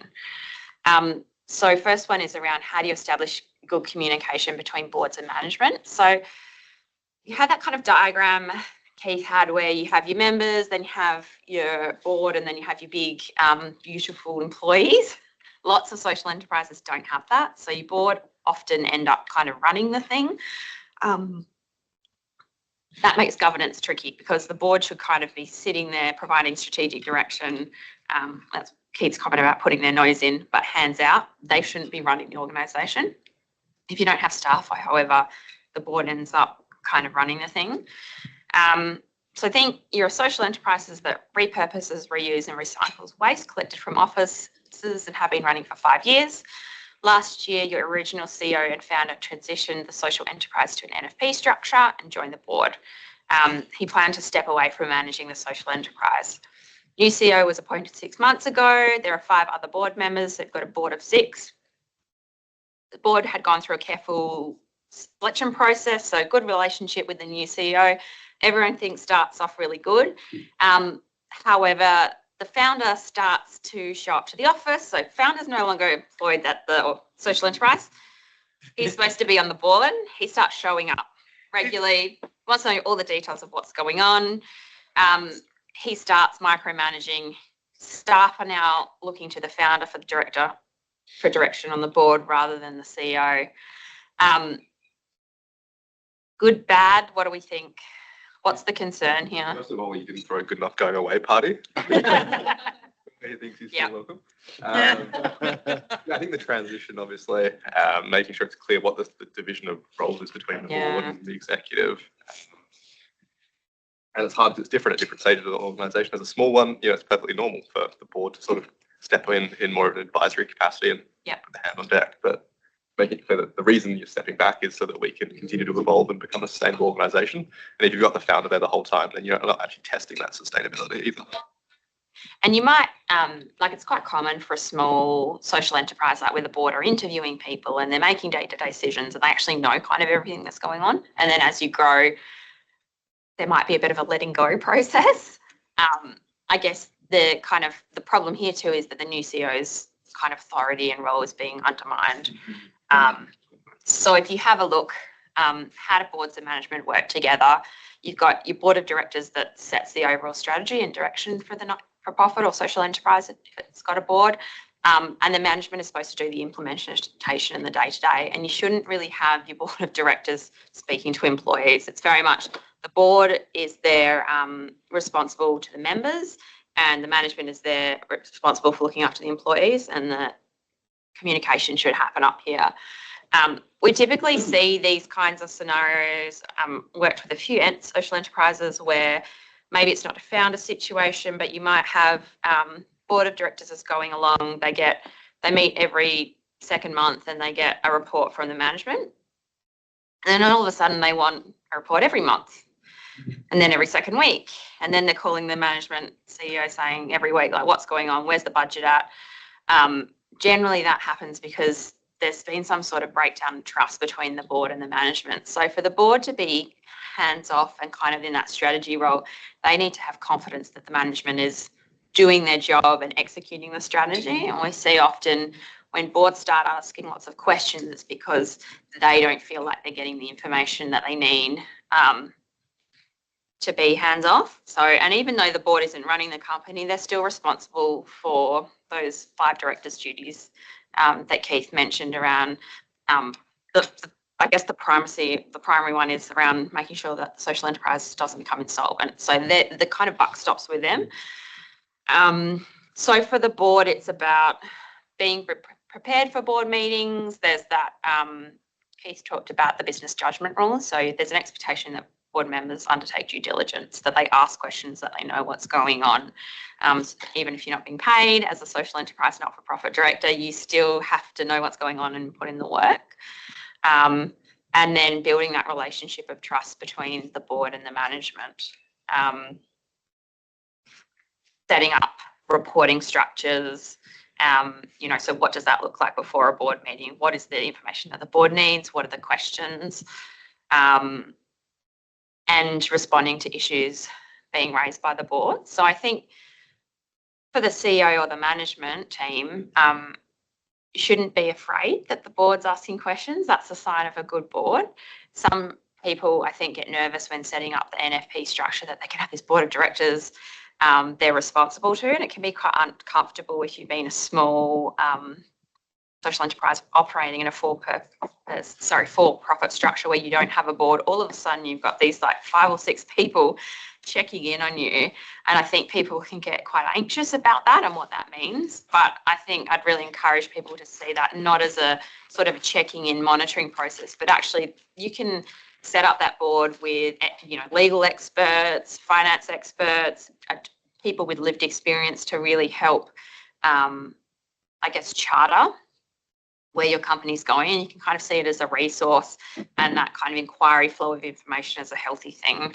That's just a little bit on boards management. Anyone? Yeah, Rosie? I don't know if you're going to cover this as another example later on, but how about when it's sort of an example of where the social entrepreneur has been like really passionately running the business for a long time and has really strong ideas about the business side of it. And then when they bring on a not-for-profit board, the not-for-profit board may be really risk adverse and maybe not really used to social enterprise, not comfortable with business, and that natural clash that is happening, which is a really big concern because you're actually handing over the keys to the big decisions about your baby. And I know that sometimes a social entrepreneur may be a bit too controlling over that, but I guess the other part is how do you manage that? Is it by choosing a board with the right levels of expertise, not just a board that's really got a lot of charitable connections and can get you a lot of money, but a board that knows what a social enterprise is and the risk of running a business? I mean, what kind of ways can you mitigate that? You build the board around the CEO. So I think it's 2 things. One, I think it's about the CEO going through a kind of education process about what their new role is going to be like, what it's like to have a board and what good governance. And then I think it's about structuring your board around where your social enterprise is at. So, for example, like the type of board you need on a massive charity that's got, a huge, complicated management structure, and really the board is only worried about the strategy. You might want some really commercial people that are used to running big companies, people with lived experience. If you've got a small social enterprise with a board, you're going to want people that maybe have experience in setting up small companies, that are used to kind of attracting grant funding, that are kind of, I guess, in the sector or are more used to what a social enterprise is doing. And then I think it's an education piece. And when you have a board, it's a collective, but each of those directors are individually responsible for the legal obligations. So I think that's where you also can get conflict in that situation. You might also think about setting it up so that you have a slightly larger board. Like if you're worried that the founder's going to be really vocal and kind of run the thing, you probably don't want 3 board members where you have the founder and then 2 people that are like, oh my God, this is overwhelming. So you might think, actually, we need, a bit more of a diverse board, or what are the skills, and that's where you can also do like a skills matrix for your board. Think about where your organisation is at in terms of its development journey. And that will change, which is why you don't go on a board and then it's not set and forget. So most not-for-profits, anywhere from like 3 to 6 years. So you might have a term after like 2 or 3 years that you actually rotate off and you have to renominate. But yes, doing a bit of a skills matrix in terms of like, what does the social entrepreneur founder bring and what are the gaps, and having a view as to where are we going. If the founders kind of got to a point where they're ready to hand on, or they can sense that they need more than them, that's probably because there's other skills that you need on the board. And probably strategically as a founder, maybe having that having in mind that your pathway might be that you need to step aside or at some point, or I'm not articulating it very well, but as you grow your growth strategy, should you be moving out of the role and the exit strategies that's handing it over? Our board are really funny because they're not funny at all, but they're also so enterprise owners and awesome, and they're really leading into this process at the moment, and they've done their skills matrix, but they were really super involved, and I said to them, look, we're only like 2 people. It's just, I don't need to meet with you every month. There's way too much work for me to be providing you with reports, and I don't have that much to report on like every month. So we're sort of kind of re-engineering it at the moment and looking at who we should bring in, and then I've worked with other boards previously where they're lovely people but don't really bring it up to the table. So yeah, it's definitely it's an interesting one. And I think it's sort of like, if you think about the management and the board, it's a back and forth dance and thinking about what's appropriate. Like for WASEC, for example, if you've only got 2 staff, you probably don't need a board report every month, because quite frankly, if you've got 2 part-time staff, like if you think about how much time that's taking, No, totally. It's taking you, preparing everything. It's getting that balance right between enough information to the board that they feel comfortable, they know what's going on, but that it's not becoming like burdensome and too controlling. Totally. And I think having those frank conversations and like not just expecting that relationship, like it is a relationship, that's just going to happen naturally, and having kind of a conversation about what that looks like for your organisation and what the expectations, and then checking in when that changes, every 6 to 12 months, like, is this still working? Because governance seems really like restrictive and locked in, but actually like it needs to be flexible to the organisation. It needs to serve a purpose rather than just being there because it has to be there and all that. And yeah, being sensible with it, I suppose. And then it kind of, I like that point around like governance isn't the end game. Like it's not governance for the sake of governance. And I think that was kind of my takeaway from Keith. It's not like legal structure for the sake of legal structure. How does this enhance what you're doing and support what you're doing and use it as a vehicle rather than seeing it as kind of like an end goal or restrictive thing? I think in some ways it's a very easy thing to sort of like almost hyperfixate on. It's like, we're going to have this beautiful legal structure and it's going to have these 2 separate entities and this is going to do this and this is going to do this. And, you're in the headspace of, designing it and mapping it out. And it's so easy to just put parts in your head. But actually then when you roll it out and you realize like, hang on, what have we done here? Now we have to have a 3-monthly meeting for this part of the business. Yeah. We have to have an annual meeting here. And it just becomes more work than it's. And it's also, it's a live issue. It's not a set, like you don't do it, you set, forget, and that's it. You never look at the governance structure again. Like it's supposed to be a live thing. All right. Can I just go for it. Opinion on one other thing. So something that I grapple with is, so I'm the CEO of the business and we've got 5 executive members. And we're a large-ish business. And the board are good and mostly it's noses out, but every now and again, individual board members want to meet separately with individual members of the executive team. Yeah. And I don't love and I don't hate it. Yeah. But I like the relationship and I like the fact that they know each other and there's whatever, but it also then lends itself to individual board members going past me and then going straight to give advice or direction to an individual, member of the board, of the exec team. And I think where that makes me a bit nervous is, whilst on a board everybody's individually responsible, the board has to make decisions as a board. And when the board is having sort of meetings outside of that with management and kind of making decisions, that can sometimes get you into trouble when you're actually making board decisions outside of the board environment. At the moment, I'm not sure there's been decisions made, but it just opens itself up to that framework. Certainly, lobbying certain members of the team, and I've been in that situation. I think, though, like where it's really useful is if you've got a skilled board and they can provide skills and advice to parts of your business, that's a really kind of healthy thing, and can be really, and that's kind of why you might have, a lawyer on your board or an accountant. So it might make sense for them. could you do it as working groups? Yeah. Where it's kind of like you get the skills, Setting you get up the a knowledge working sharing, but it goes through you and being like, cool, we want to set up a legal working group for this issue that we're dealing with. We've got plenty of subcommittees that form that. My Yeah. point is that some board members have started like, And just going direct. Is the yeah, thing, well, not at the moment, having a it's, conversation. Are you part of that conversation? I'm not, no. no, See, that's, no. as the CEO, that's what would make me No, no, nervous. that's if what I'm there's saying. having those conversations that I don't know about. Yeah, and at the moment, it's just been a couple of new board members that I want to understand the business more, and so they're meeting with individual department heads. And again, I don't hate that because I want you to understand the business because I don't have to rehash things all of the time at the board meetings. But I'd probably prefer to be in those meetings than not. And then I sort of go, oh, is it just me being micromanaging? I don't know. You know, It should be shared to the other board members as well, rather than one board member meeting with this executive person and then them getting that information. Like, the board's going to make a shared decision. Surely the whole board should get a report out. Here's what we discussed. Or it's We an went through this. invitation, Yeah, it's bring open. someone to the board meeting, come and, can bring staff to the board That's the other way meeting. of doing it, isn't it?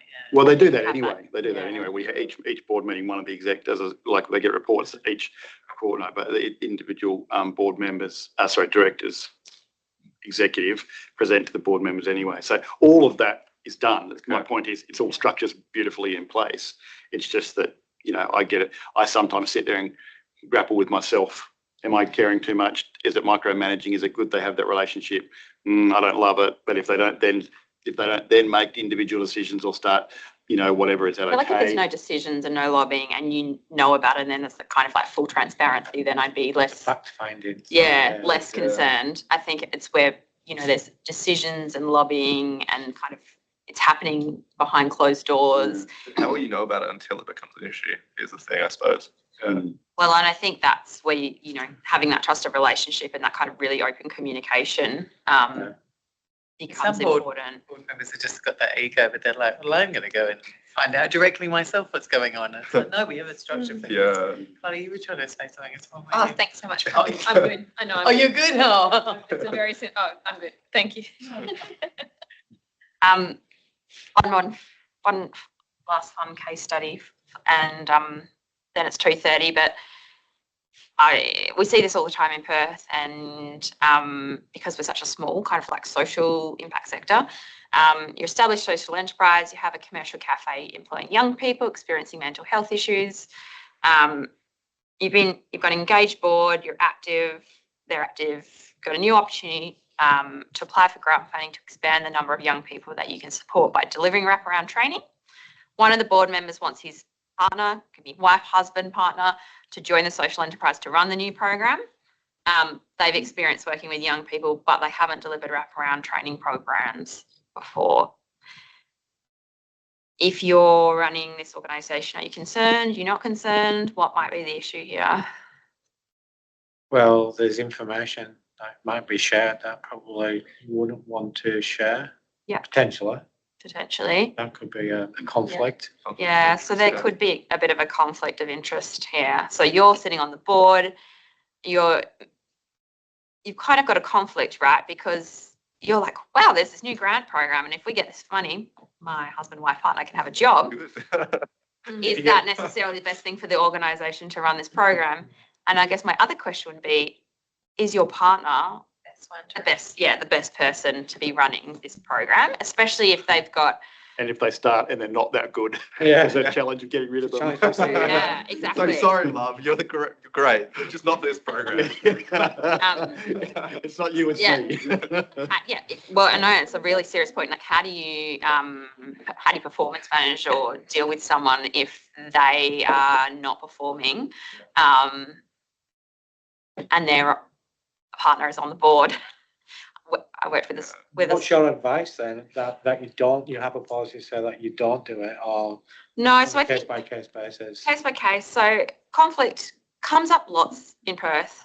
Everyone knows everyone. Yeah. 2 degrees of separation in Perth. Small sector.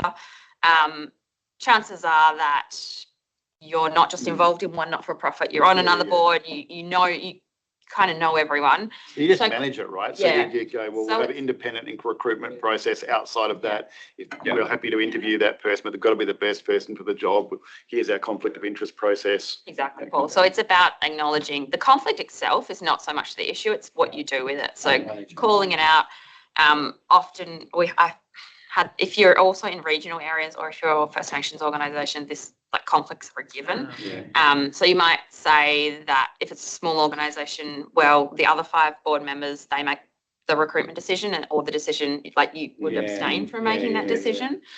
And I guess a really important, like last point is just around having a system, having those governance processes. So this is where you would encourage your board to have a conflict of interest policy and register. So everyone declares their interest and it's an active conversation. Like we know there are going to be conflicts.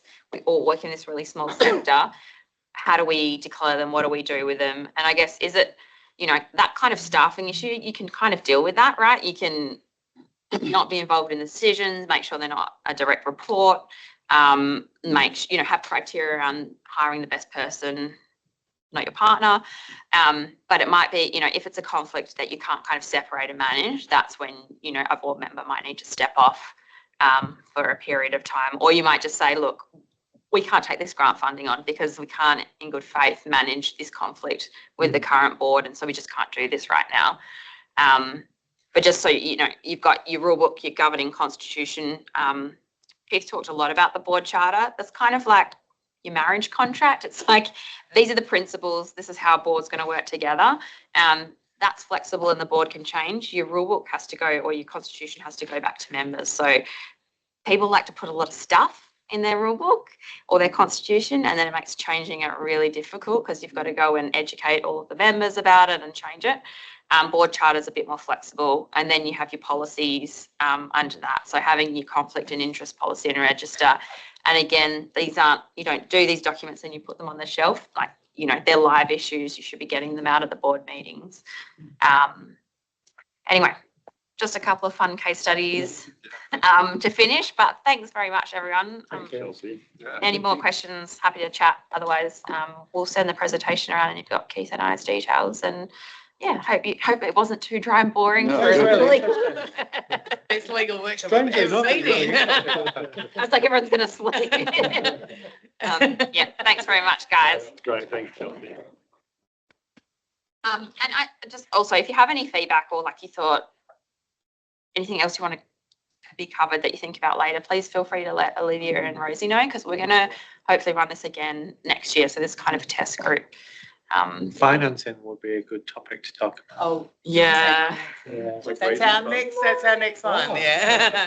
So we want to get, we want to help this sector grow. We want people to be, getting good money, running their finance as well, getting good legislation. So yeah, so we'll probably do that in the new year. Actually, we're starting to run out of time a little bit. Yeah. Till the end of this year. But, for sure. But and then we'll do this. I think we'll do this again. So if are there things that we're missing, as Chelsea said, or would you like more meat? Yeah, for sure. Nice one, guys. Thanks for giving me. Great, thank you. It's a good size, I think, too. I don't know if you're quite hoping to get more people, but I like it a smaller intimate group. I agree. Yeah, I actually quite like, I feel like too, the legal stuff, if you're just listening to like 50 people, it can be very dry. Kind of being able to ask the questions and kind of have that. Up a little bit. I think you said the right thing there. Obviously we want it to be inclusive. And every time we do something in Perth, everyone who's outside of Perth goes, oh, we can't make it, which is true, and it sucks. So we'd like to do more hybrid stuff, although next year we're going to do a bit more regional work. But I agree. I think it's nice having a smaller group where it's not as intimidating and you can literally workshop. Well, it becomes more of a conversation, and you can ask your own personal questions in a group of 100. You go, or 40 other people have asked a question. We'll be here all day if I ask mine as well. Exactly. I think you could also frame it as like you have a 2-hour content session, and then you either have like an hour before or after, where it's just like everyone's talking about, here's my business, here's what I'm trying to do. Like, I don't know, what do you guys have? What's your experience? I'm glad you said that. Yeah, that's a good bit of feedback. Like almost a debrief, because if you only have 2 hours with the experts, but just that broader discussion is really valuable. And like, what are you doing? What are you struggling with? Yeah. The other Are you asking for free legal advice? What I'm really saying is, it is true, because like a lot of this stuff is like I said, it's live, right? It's how do you implement it, and like, what does this mean for your organisation or for people on the ground? And it's all very nice to say, have a conflict register and have a nice relationship with your board and set up this entity, but Yeah, I think that's probably a good idea of like having actual live, case studies of what people are trying to work through, so that it's not just all the information. But then, you know, because even whether it was, you know, the challenge that I was bringing to the workshop or what someone else was bringing to the workshop, it would help see how it's all applied, because it is like, you know, a lot of information. There's not And a lot that's of, just the scratching the Everyone's surface. so I wonder, Olivia, if there's like an opportunity for people to send in kind of questions beforehand or situations they're struggling with, and we could work, like do an hour of content and an hour of workshopping them or something Yeah, like that's- that. Yeah. You could make the case studies people's Good idea. actual live examples, maybe. Yeah, that's a great idea. to Yeah. change my name from James to Jane, and that's like, no. De-identified. I think that's a good idea, actually. Yeah, okay, cool. Yeah, so I think the first time we've done a format like this, but it's been really nice, and also so kind of MinterEllison to let us use this space. Oh my 'cause we God, how nice. We can record this. This is so nice. What we usually have. Be able to live stream and record this session. We can like utilize these presentations for the future, and we can like, you know, upload this next time if we do a bit of a mixed format. I think that'd be amazing. And small groups are great. Cool. That was a great event. Thank you. It's a lot of work for Chelsea if that was the offer, but so thank you very much Thank you. for your expertise and Yeah, meet you all.